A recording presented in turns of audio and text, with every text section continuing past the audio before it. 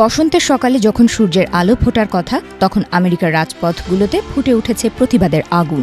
রাজা নয়, সেবক চাই, এই স্লোগানে প্রকম্পিত হয়ে উঠেছে নিউ ইয়র্ক থেকে শুরু করে ছোট বড় সব শহর। প্রেসিডেন্ট ডোনাল্ড ট্রাম্পের সাম্প্রতিক বিভিন্ন কর্মকাণ্ড এবং ইরান যুদ্ধের প্রতিবাদে আয়োজিত এই নো কিংস র্যালিতে যোগ দিয়েছে লাখ লাখ মানুষ, যা এক অভূতপূর্ব গণজোয়ারের সৃষ্টি করেছে।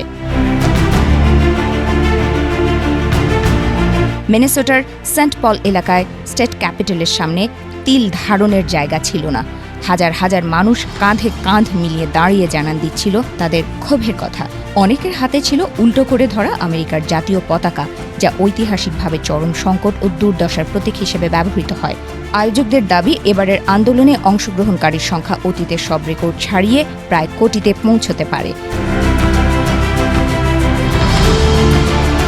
এই বিশাল জনসমুদ্রের মূল আকর্ষণ ছিলেন কিংবদন্তি সঙ্গীতশিল্পী ব্রুস স্প্রিংস্টিন।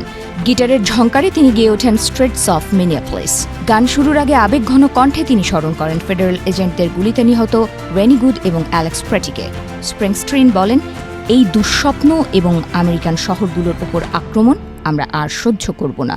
তার প্রতিটি শব্দে উপস্থিত জনতার মাঝে ছড়িয়ে পড়ে এক নতুন আশার আলো।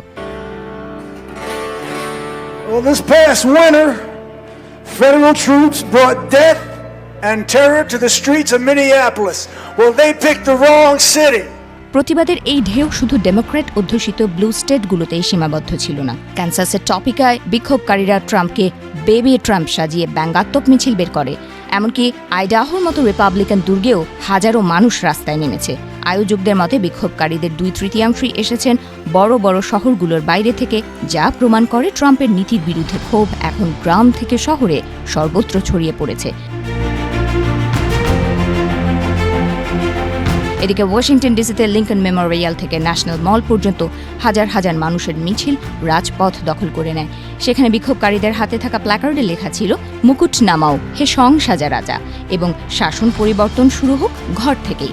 শ্লেষাত্মক ভঙ্গিতে আইসিইকে বিদ্রুপ করে লাইসকে লেখা জ্যাকেট পরে আরেক দল আন্দোলনকারী অভিনব প্রতিবাদ জানায়, যা পথচারীদের দৃষ্টি আকর্ষণ করে।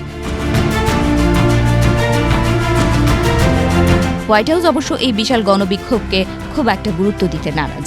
মুখপাত্র অ্যাবিগেল জ্যাকসন এক বিবৃতিতে একে বামপন্থী অর্থায়িত নেটওয়ার্কের কারসাজি বলে অভিহিত করেছেন। তার মতে সাধারণ মানুষের এই আন্দোলনে কোনো সমর্থন নেই এবং এটি কেবল সংবাদ মাধ্যমগুলোর তৈরি করা একটি সাজানো নাটক। রিপাবলিকান শিবিরের পক্ষ থেকেও এই র্যালিগুলোকে চরমপন্থী ফ্যান্টাসি বলে কটাক্ষ করা হয়েছে।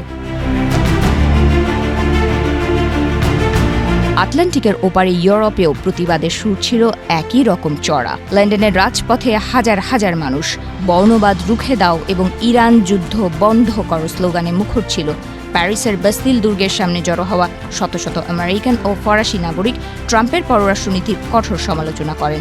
রোমেও হাজার হাজার মানুষ ইতালীয় প্রধানমন্ত্রী জর্জিয়া মেলোনি এবং ট্রাম্পের নীতির বিরুদ্ধে ঐক্যবদ্ধ অবস্থান নেয়।